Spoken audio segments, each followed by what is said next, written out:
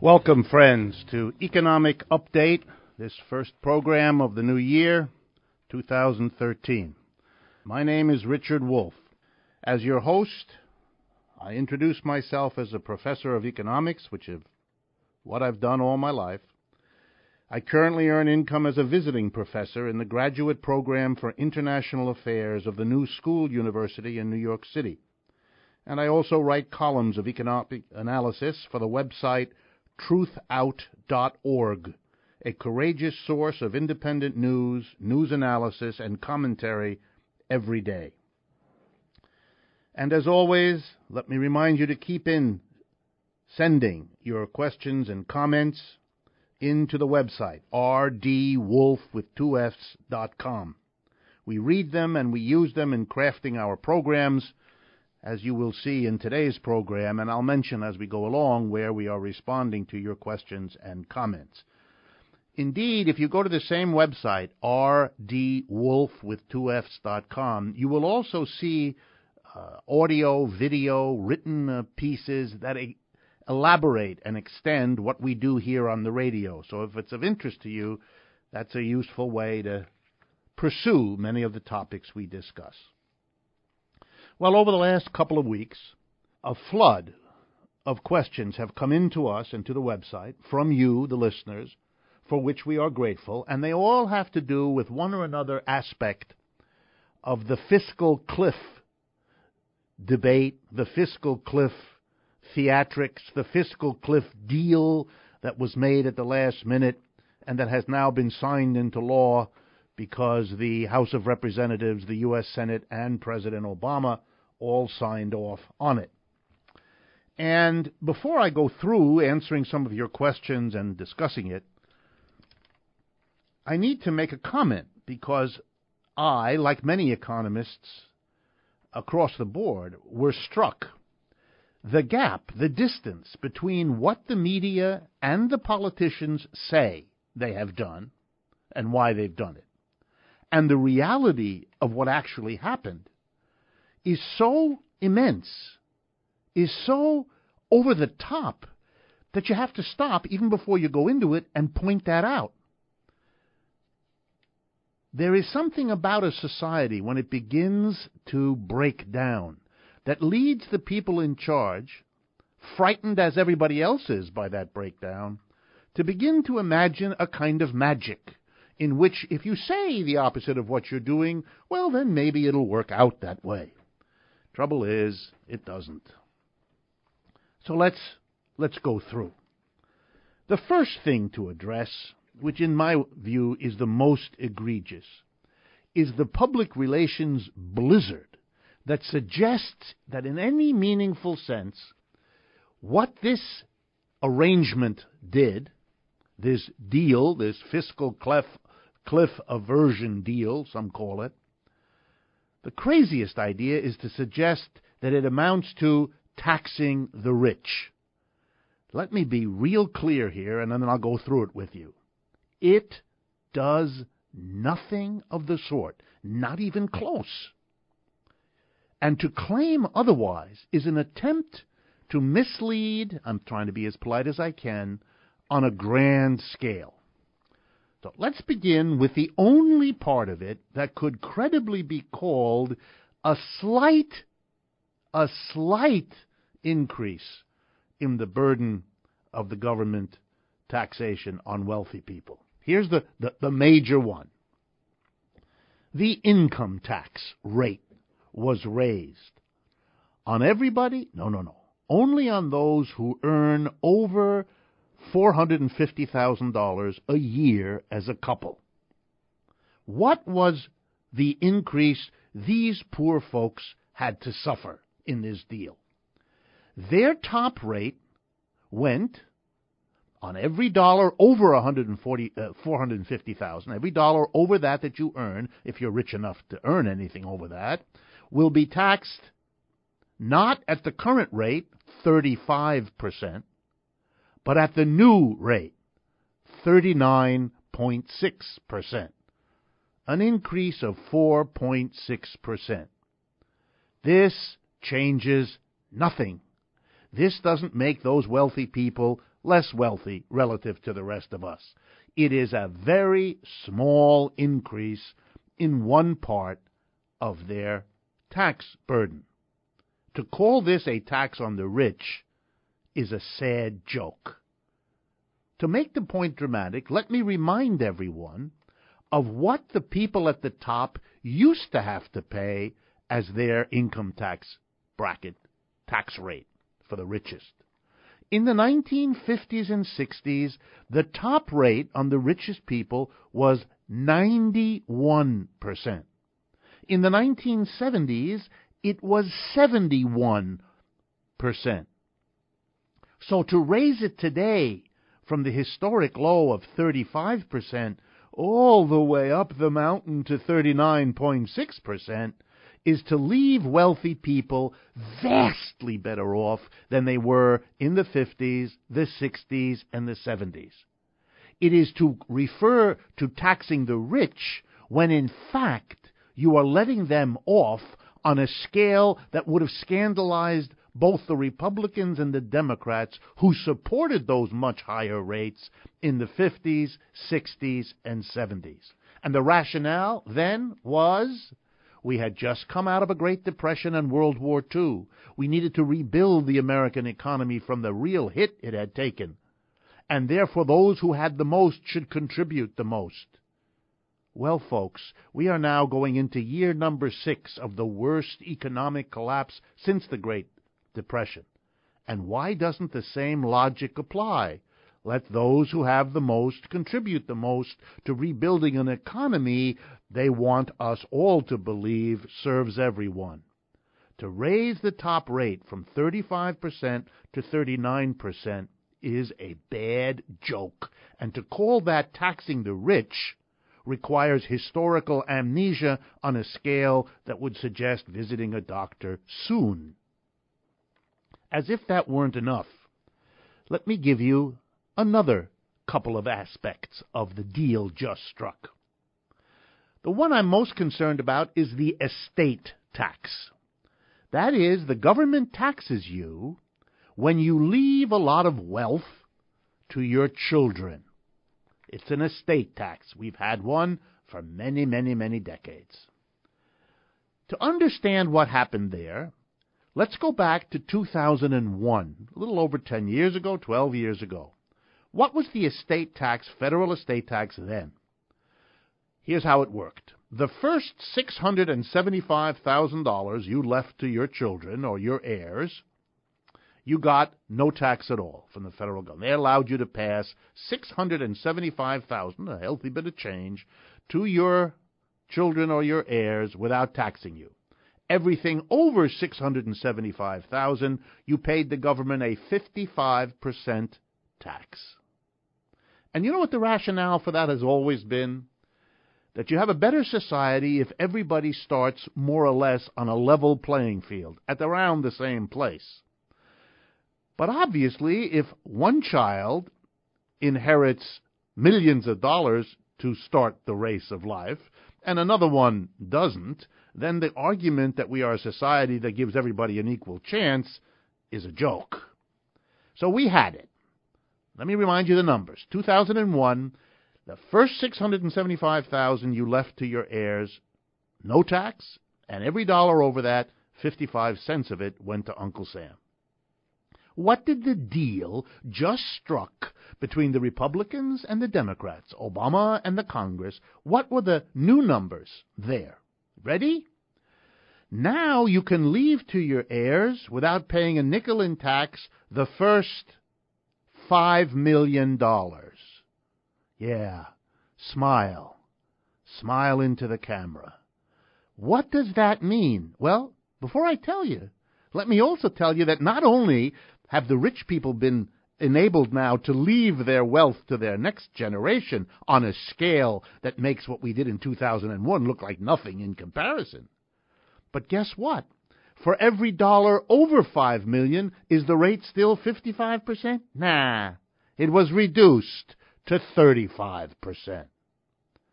Tax the rich? We just taxed the rich?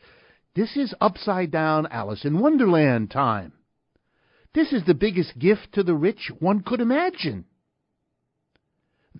And this also applies, these taxes, I won't go into the details, to gifts you give while you're alive to your children. You can give now much larger gifts than before without paying tax, because that's considered part of what you would have given them after you died. Bottom line, what this law does is freeze the inequality of wealth and income that we have achieved in this country. Instead of seeing it as the social problem it is, instead of seeing it as what divides us as a society, instead of seeing it as the problem that sustains this economic downturn, no, this brilliant Congress and President decided to make the problem worse, to make it permanent, to allow those who've accumulated absurd amounts of wealth to leave it to the next generation so we can't do anything to change it. Wow. Much more money is involved in what we just did with the estate tax than the puny increase of 4.6% in the income tax. Last point. Did they raise capital gains and dividends taxes, the taxes you pay if you buy a share of stock for $10 and you sell it for $20? That difference is a capital gain. That's an income you earn. Did the law, the agreement they made, change that? Well, yes and no. For everybody earning under $450,000, they still pay what? Basically a 15% tax on the money you get from playing the stock market or having enough stocks that you get a significant amount of money in dividends. That was always a scandal, that 15%, because it meant that we as a nation were taxing people who worked for a living at a significantly higher rate than we tax the income of people who didn't work for a living, who earned income because of what they owned, not because of any effort they made. You know, there's two ways of earning income. By your labor, you get paid a wage or a salary, or by the property you own, which allows you to get a dividend or an interest payment or a capital gain. There's always been a favoritism to the rich to tax rental incomes, dividends from stocks, capital gains from hustling stocks, buying and selling, at a much lower rate. Did this agreement get rid of that? No. It kept it at 15% for everybody earning up to $450,000 a year.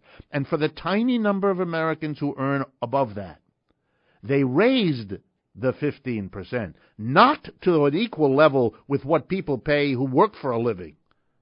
Oh, no. Such inequality was furthest from the minds of the President and the Congress. They raised it for the super-rich from 15% to 20%.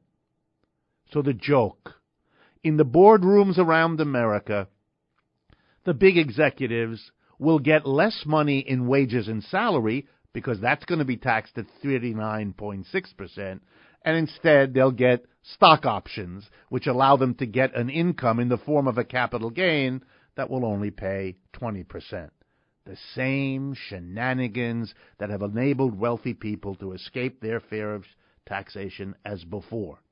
If the majority of Americans looked upon all of the fiscal cliff shenanigans as theater, and not really good theater either, in which we were told to worry for day after day, a stalemate, a gridlock, oh, the president, we're going to go over the cliff, the very image is remarkable. If most Americans looked at that and said, it's nonsense, it's not serious, nothing much is going to change, then my hat's off to the majority of the American people. They understood perfectly well, and the statistics I just went through with you should show that the insight of the mass of people, grim as it is the accurate understanding for what happened. Let me turn, in the time that is constricted, because we needed to spend some time on that, on two other items. The first is the problem of student loans in this country. I've talked about this before, and this is a problem that's getting worse. What do I mean? Well, we now have a generation of young people going to colleges and to universities who are coming out not only with a better understanding of how the world works, not only with a skill, with a career training of various kinds, with a proud graduation, but they're coming out of the university with a level of debt no generation of graduates has ever carried before. And let's do a couple of the numbers so that you can get an idea. Something on the order of 37 million Americans are now carrying federal student loans, money that they've borrowed from the government. Wow. That's a burden. To see what kind of burden it is, here's the kinds of interest that they have to pay once they graduate. If you have, it depends a little bit on your income under the various programs that exist, but I did the arithmetic, and it works out to about 5% of your adjusted gross income. That's the income you file with the Internal Revenue Service each year on your income to pay your tax. 5%, 1/20th of people graduating with student loans, 1/20th of the money they earn from their job will not be available to buy food, to buy clothing, to pay off their credit card bill, to get transportation to and from their job. 1/20th has to go to pay off their student loan on the average, and there are many who pay above that average. It's a scandal. It is making it necessary for young people to take jobs outside of the career they've been trained for because they're desperate to pay off loans. It is making young people decide not to get married, not to have children, postpone marriage, postpone children, make fundamental decisions about life because they carry this burden for years and years. And indeed, in the most dangerous consequence for the United States as an economy, it is making more and more young people think about not going to college or university at all. Go for fewer years, take fewer credits, give up on the whole proposition because they don't want to be saddled with burdens of repaying loans for a long time. And because these are educated people, the students' population, and they're vocal, they are making the politicians nervous. So here's what has been done for them. There is a pay-as-you-earn repayment plan, and now there is a new one called the income-based repayment program. And I looked into those, and here's what I discovered. The most recent one could, if it was properly publicized across America, help, and here I'm using information from the New York Times, 1.6 million people. The New York Times is all excited. It wants everyone to know about this. But now let's do the numbers. 1.6. How many people are carrying student loans? 37 million.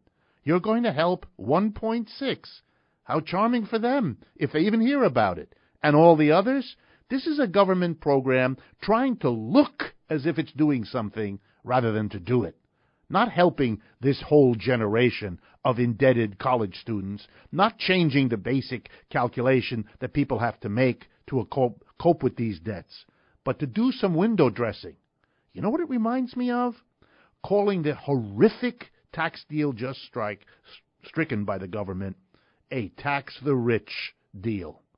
It's equally true of them as to say that these latest developments, this pay-as-you-earn program that's getting so much publicity, is a serious effort to deal with student debt.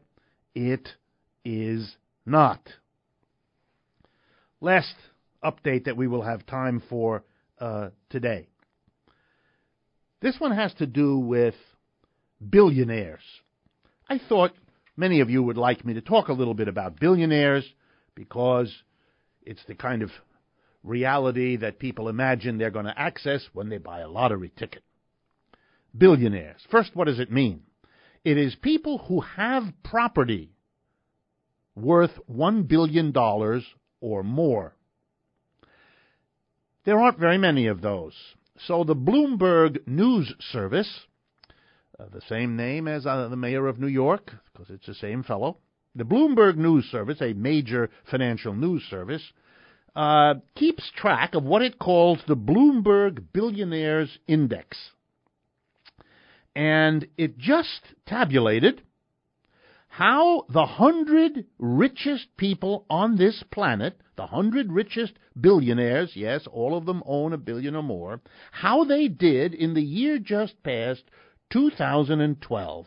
So I wanted to share the good news with you about how the 100 did. Many of them are Americans, probably more Americans than anybody else, any other nationality. And I'm going to mention some of the names you know and perhaps some that you don't. Number 2 on the list, the second richest billionaire in the world, Bill Gates, the owner of the Microsoft Corporation, or at least the guy who started it. Another one, Warren Buffett, often in the news, he's a billionaire. One you might not know, a Mrs. Marshall, who's the 4th richest woman in the world. She shows up on the list of the 100 billionaires. 4 members of the Walton family. Sam Walton is the person who started what is now called Walmart, after his own name. And he's gone, but he has 4 kids. Each of them is on the list. Each separately is on the list of the 100 billionaires.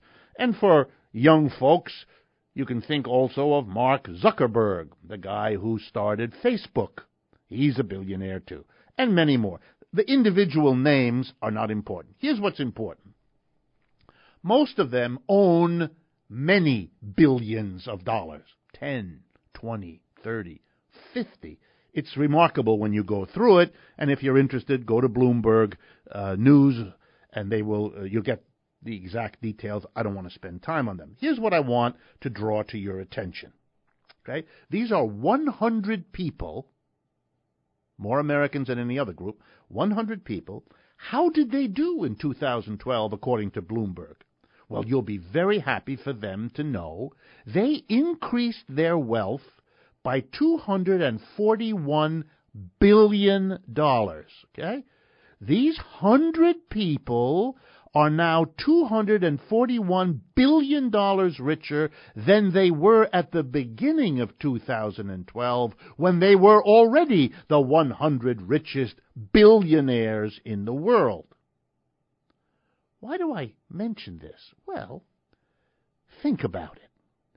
If those people, already billionaires on January 1 of 2012, were deprived of the increase in their wealth, the billions more they got on top of the billions they already had, that $241 billion would be available for other purposes. So I did some calculations to give us an idea of what might have been done. We have roughly 10 million unemployed listed in the United States. $241 billion is enough to pay half of the unemployed in America a $50,000 a year salary for a job.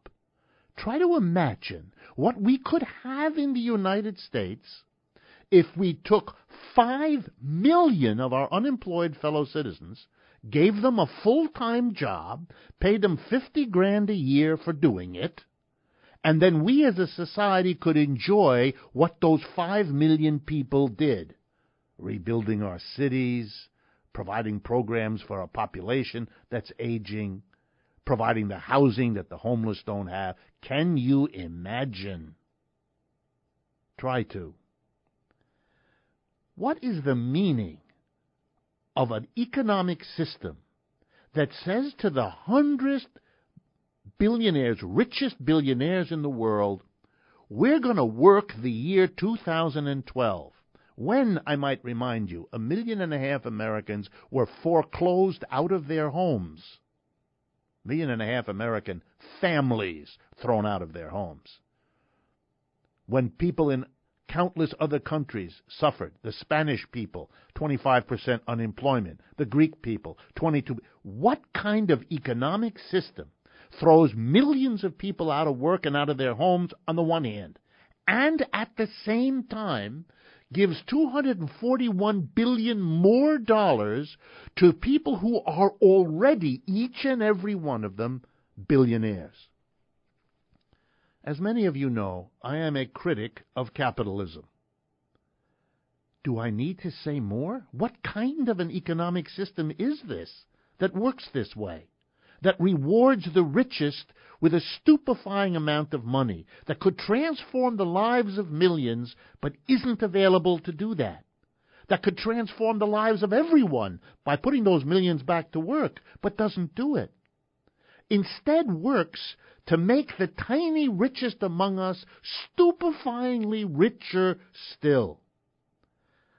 And this in a time of economic crisis around the world. Does this square with any remote concept of justice?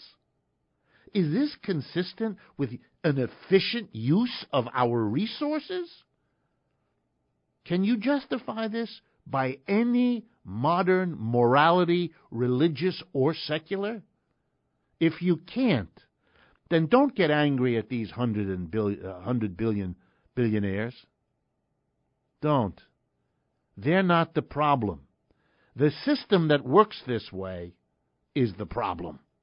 And until we deal with it, I'm going to have to make reports like this, and you are likely going to be sitting there listening to me and shaking your head, wondering how this is possible.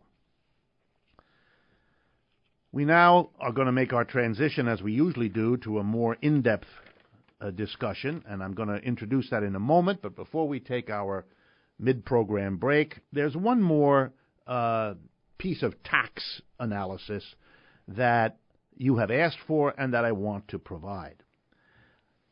The major two ways that the federal government raises taxes in the United States is taxes on businesses. Business profits are required to pay the federal government a tax, and individual incomes of persons. The tax on corporations has shrunk over the years, so that today it is a small fraction of the money, that the government gets from individuals. That was not always the case. 50 years ago, the government took more money in taxes from business profits than it took from people's wages and salaries. That relationship has been reversed. Now the federal government relies mostly on taxing individuals and only very minor way on taxing business. That's a whole nother discussion that ought to concern Americans, but that's not what I want to talk about today. Today I want to look at how individuals are taxed by the federal government, since that is the single most overwhelmingly important tax that the federal government relies on. So when you remember that the federal government runs our military, the federal government pays the Social Security bills, the federal government covers money given to the states for all kinds of things, you know that's the big story. Well, there's two kinds of individual taxes on income in America. And you'll see this is very simple. One is called the federal income tax, which is exactly what its name says. The other one is called the payroll tax. That's a special tax that is levied on us for our wages and our salaries to cover the costs of Social Security and Medicare, basically. So think of it as a general income tax plus a payroll tax. So what has happened to these taxes over the years? Well, before I tell you, I have to tell you what the difference is. The income tax taxes people according to their ability to pay. That is, the idea has been for 100 years that we've had it, that the richer you are, the higher the percentage of your income you should pay. The payroll tax does not work that way. Everybody pays the exact same percentage. If you earn $10,000 a year, if you earn $50,000 a year, if you earn $100,000 a year, the payroll tax is the same percentage, no matter what. So it does not discriminate according to ability to pay on the first $110,000 this year. The first $110,000 that everybody earns, they pay the same in payroll tax. Okay, so now let's compare them.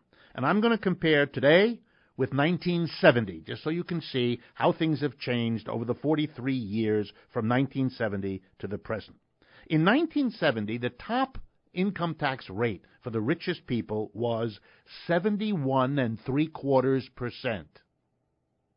In 2012, it was 35%, less than half the same rate. So over the last 40 years, the richest Americans have gotten the biggest tax present from the government you could imagine. And even the fiscal cliff deal reached over the last few weeks leaves the richest with 39.6%, way, way, way less than the 71.75% that they paid. So rich people have seen their income tax go down.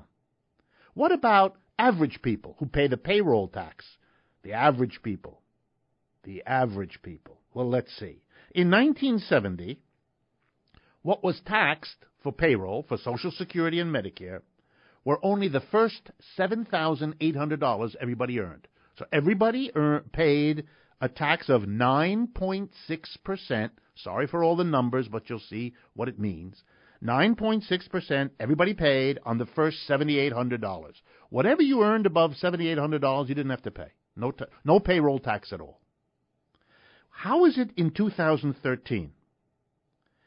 The rate has gone up from 9.6% to 15.3% for the payroll tax.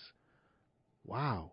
A whopping 50%, more than 50% increase in the rate of the tax that does not discriminate according to your ability to pay, that hits everybody the same. And on what portion of our income do all of us have to pay? It was $7,800 in 1970. And what is it today? $110,000. Everybody except the rich is caught. And the rate went up. So let's be clear what happened. Taxes on rich people, the income tax, dropped dramatically.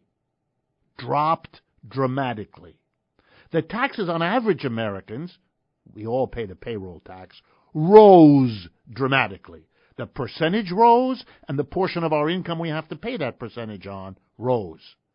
So the issue over the last 30 years should never have been put, as the Republicans and Democrats always do, that taxes are too high or too low. That's misleading. The real issue was who pays and who doesn't. Who gets tax cuts and whose tax burden is raised. The tax burden on the rich is what has dropped over the last 40 years, along with the tax on corporations. It's the tax on wages and salaries, the tax on the average Americans that went up. The issue isn't high or low taxes. The issue is who pays. And until we understand that, the mass of Americans are not going to get out from under such an unjust tax system as we have and have had. I hope you enjoyed the coordination between the music and the message of today's program. Okay, I'm going to spend some time now on a question many of you have asked me to talk about in your comments and your questions sent in to us. And I thought it would be fitting at the beginning of a new year to deal with this question. It has to do with an old idea, the notion of conversion, converting one kind of economy, since this is a program about economics, to another. And in this case, converting an economy geared to war into an economy geared to peace. It has something to do with that old biblical notion of beating our swords into plowshares.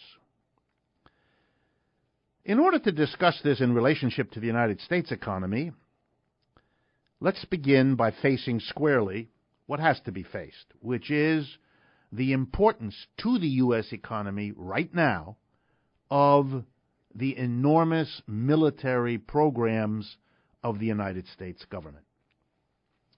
I'm going to go through a partial list, but the purpose here is to give you an idea of how powerful an impact the military part of our economy has on us. So let's go through. First, there's those famous cost-plus contracts that the military gives out. What does that mean? In order to ensure that it can buy what it needs, the planes, the bombs, the ammunition, the uniforms, the tanks, all of it, the missiles. The government basically says to the private companies from whom it buys all of that, we will pay you what it costs to produce what we buy, plus a nice profit on top of it. This removes much of the risk that these companies would otherwise undertake, and is a way the government has, how shall I put it politely, persuaded these suppliers that the government is a good customer to have, and the military is one of the largest purchasers of goods and services in the American economy. Number two, because the government makes contracts the way it does, it enables the providers, the suppliers, the American businesses that produce what the government buys for the military, able to charge high prices, earn good profits. All of this has led over the years to people appreciating the famous remarks made by then-President Eisenhower, where he warned the American people to beware of what he called the military-industrial complex. This cozy relationship built up over decades since the Second World War between the major producers of what the Army, Air Force, and Navy buy, and Marines, and the people and the companies that provide what the military buy. They have a vested interest in keeping their nice, cozy, profitable relationship going. The end result is that there are millions of American families that get and depend on money for the government. First of all the soldiers, the air folks, the Navy, the Marines, the Army. Those families depend on the money that's coming in to pay for that, and on the expenses, food, clothing, and so forth, of military personnel. Then there's the millions more who work in enterprises that sell to the government and would not have jobs if they couldn't sell to the government all of that military equipment. But we're not done. You may not be aware, but the Department of Defense gives large sums of money to many, many key American universities to conduct all kinds of research on questions of interest to the military. How to psychologically disorient your enemy, how to come up with a better laser to do something in military. Many universities depend on the money coming in to fund military-related research. So universities are dependent. They don't want that flow of money to stop. They do. They dearly don't. And then there's the politicians. The politicians are worried. If anything were to happen to the military budget, then those companies in their districts who make money off the military would yell bloody murder. There might be unemployment that would be blamed on the local politician, as we typically do in this country of ours. So politicians are eager to maintain the military spending that pays for things in their district. That's why you get the following strange result, which we had in 2012, that the United States Congress appropriated more money for the military than the military requested. Some Americans find this peculiar. You shouldn't. Because what Congress is doing when it funds the military is providing the slush funds to keep the people in their district who depend on the military, because they are companies that sell to the military, or there are families whose kids are in the military and who need the money to come in, and who know that those children couldn't or wouldn't get a job very quick in our crisis-ridden economy. So those politicians want that money to flow. They are not interested in whether it's needed by the Pentagon. So that's why the Congress so often appropriates more money, and you have this awkward moment when the Secretary of Defense or the Chief General in the Army give public testimony saying, no, we don't need that many billions, give us less. It isn't strange once you understand it. Well, this creates an enormous vested interest, or what we call in America a special interest, the military-industrial complex. And they have persuaded many Americans that you must have a big military. Before the collapse of the Soviet Union, the argument was we have to defend ourselves against another superpower. Now that the Soviet Union isn't our enemy and doesn't have very many weapons and doesn't threaten us in a significant way, we have had to come up with other enemies, like the terrorist threat from everywhere, because if we didn't have a credible threat, it would weaken the claim for all that money to be spent on military preparedness. Against that kind of a vested interest that is as powerful for so long, you can see that those Americans that are interested in peace, in a non-war economy, in a different foreign policy, don't have much in the way of counterpower. They have no equivalent vested interest supporting them. They have no army of enterprises who are making a lot of money off of peace. Not at all. They're left to argue for peace on grounds of morality, on grounds of political realism, on grounds of saving lives. And that doesn't sound as strong and isn't as institutionally backed. So what are the chances for conversion? Well, let's be honest on the other side. Could we convert the economy? There's no question. There's no question about it at all.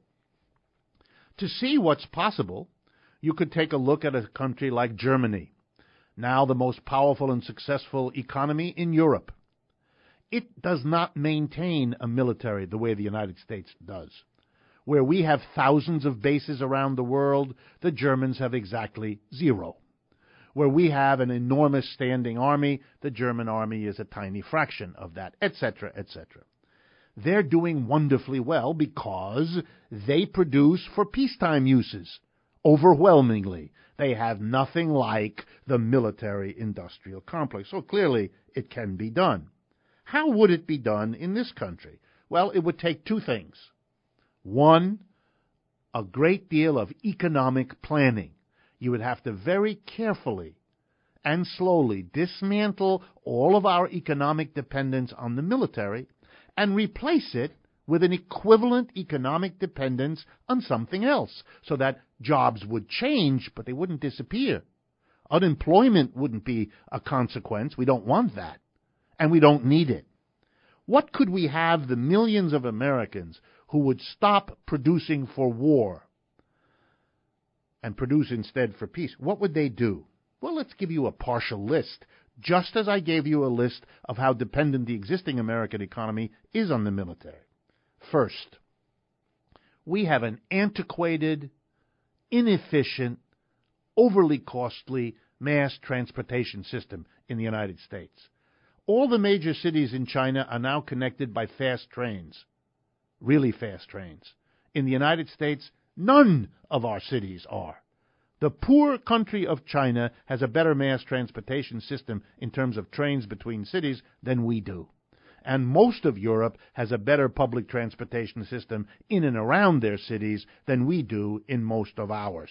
We rely on the private automobile, which kills more people each year than our wars do, which injures more people than anything else, which pollutes our air in a way none of us want, and wastes fuel in a way that makes us dependent on oil in other countries in a way that we don't want. It is an antiquated system. If we converted from dependence on the private car to a first-rate modern mass transit system, it would employ millions and improve the lives of millions in a way that the military never did. What else could we do? We have cities, Detroit, Cleveland, Camden, New Jersey, and countless others, that are in desperate need of being repaired, rebuilt, renovated, that would affect millions of people across the country. That's something these people and these companies could be put to work to do. We ought to have a lifelong education system, a way for people at any age to take the courses that would give them a shot at different jobs if the jobs they're having are being phased out, give them a shot at better jobs. People want that. People need it. We could benefit from it. We could develop a system of adult education that would employ countless numbers. We could take a lesson from the 1930s when unemployment was dealt with by that remarkable program, the Works Project Administration, WPA it was called, which took tens of thousands, hundreds of thousands of artistically skilled people, painters, sculptors, singers, musicians, actors, you name it, and formed them into groups, paid them, hired them as federal cultural ambassadors to put on theater, to give classes in sculpture, to put on concerts. all across America, in cities and towns that have never seen that kind of cultural explosion. We could do that again. We could make a program for a permanent palace of culture in every city and town. And that the building of those and the equipping of those and the staffing of those, these would be ways to put people to work to make a difference. An economy focused on peace, delivering real dividends instead of war. And finally, how do we make such a transition? Well, let's see here, friends. Here's a suggestion. If the businesses of America were run not by small groups of major shareholders and boards of directors, whose bottom line number one priority is profit, but if instead they were democratized, these enterprises, so that all the people working in them, those who clean the floors, those who work the machines, those who pound on the computer typewriters, and so on, all had an equal say. Here's my guess. They would all prefer an economy focused on peace. They would all like to see the military reduced down to the scale that's genuinely necessary for our defense as a nation, with all of the other people and resources freed up. They would rather be working for peaceful uses that benefit everybody than in sustaining a bloated and overbuilt military-industrial complex. So here's a thought. Maybe what we need is an alliance between those who see the value of peace for thousands of reasons: saving lives, not wasting resources, living up to the notion that you love your fellow man and you turn the other cheek rather than droning them to death. Maybe there's an alliance between those people and those who want to change in the way we run our enterprises, to give the people who work in them the democratic right to make the decisions that govern not only their lives, but also the decision what to produce and for whose benefit. That alliance might be able to challenge the military-industrial complex and make this conversion. In the time we have left, I'm going to turn to a couple of the questions that you sent in. The first one has to do with a message I gave out, an analysis, in which I mentioned that Bushmaster, the company that makes the guns that were used by Mr. Lanza in Newtown, Connecticut, to kill the children and the teachers in the Newtown school where he went before he killed himself. Bushmaster is part of the Freedom Group, which also includes Remington and other producers of guns and bullets and so forth. And the Freedom Group is a subsidiary of Cerberus Capital, a big money manager who bought all these companies, put them together in the Freedom Group. And I told the story of how the pension fund that exists for the benefit of teachers in public school teachers in California. You know, California is our biggest state, and so if you take all the teachers in the state and they contribute a portion of their weekly check, which they do, into the pension fund of the public school teachers in California, you're going to accumulate over the lifetime of each teacher an enormous amount of money. And of course, that money is there, so when the teacher retires, he or she gets a pension for that part of their life after they've finished, when they're 65 or whatever age is in California when most teachers retire. But for the time, which can be as early as your 20s, up until you retire in your 60s, you are putting money into a fund which accumulates that money and only pays it out at the end. So the question is, what do the pension funds do? And when you remember that the number of teachers in California, our largest state, I don't know what the exact number is, but I'm sure is in the neighborhood of 1 million or a huge number, you're talking about a huge number of people contributing a significant amount of money every week for decades. That accumulates an enormous amount of money. And what the pension fund does, like all pension funds of workers do, is invest that money, make it grow in the hopes that there'll be plenty around so that when people retire, the money will be there to give them the pension that was promised to them all those years and into which they contributed that portion of every weekly check. Okay, so now let's see where that leads. It means that the California teacher's pension is a very powerful investor.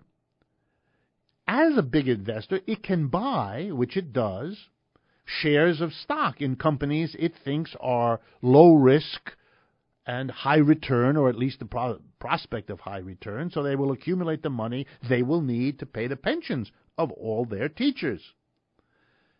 They do that, and like most pensions, they put their money to be invested into the hands of professional investors. And the professional investors are the people whose job it is to minimize the risk and get the biggest return possible for all their clients, whether they be pension funds or anybody else.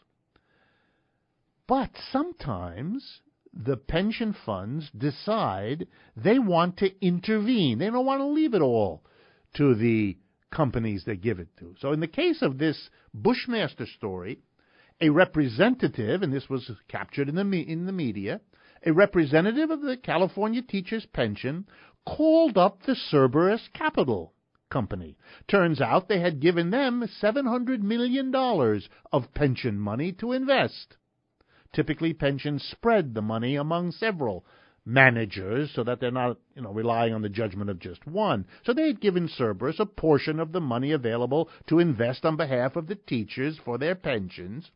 But it was a big chunk, $700 million. So the representative of the pension fund called up Cerberus and said, "We represent teachers. You own a company, Bushmaster, that made the gun that was used to kill kids and teachers. And we have large numbers of our members who are not comfortable with investing in a company whose products kill teachers." Less than 24 hours after this phone call was made, the Cerberus Capital Group decided to sell Bushmaster and all of the other companies that make guns. It wants to have nothing to do with them. Lesson? 2 lessons. 1, if you put pressure on companies where you have given them a lot of money, you get results. You don't get a study group to look into it. You don't get a commission to hold hearings on it. You get action, and it's usually a matter of hours. Cerberus doesn't want to lose $700 million from the California teachers, so it'll kiss goodbye Bushmaster, Remington, and all the other companies in the Freedom Group. The question that was sent to me is brilliant. It says, and here's lesson number 2, couldn't workers everywhere use their pension funds to do good things across the board? Why wait until a tragedy of the sort that we had in Newtown, Connecticut? Why aren't workers' pension funds, the people in charge of them, making the investments themselves? Or if they still want to use professional investors, well and good, but throw around the weight of the money of workers' pensions to do things that workers want. Maybe start funds that could enable workers' self-directed enterprises, cooperative enterprises to get off the ground. Maybe use funds to persuade other companies not to do things that teachers or any other kind of worker with their pension funds don't think are appropriate in our society. People on the other side do that all the time. You know that there are companies that are anti-homosexual, anti-gay marriage, anti-abortion, throwing their weight and their money around. Could workers do that in a systematic way? Yes. But to do that, there'd have to be a movement among them, demanding that no longer do pension funds rely on professional investors. They make a difference themselves. We've run out of time. This is Economic Update. I'm Richard Wolff, thanking you for your attention and looking forward to talking with you again next week.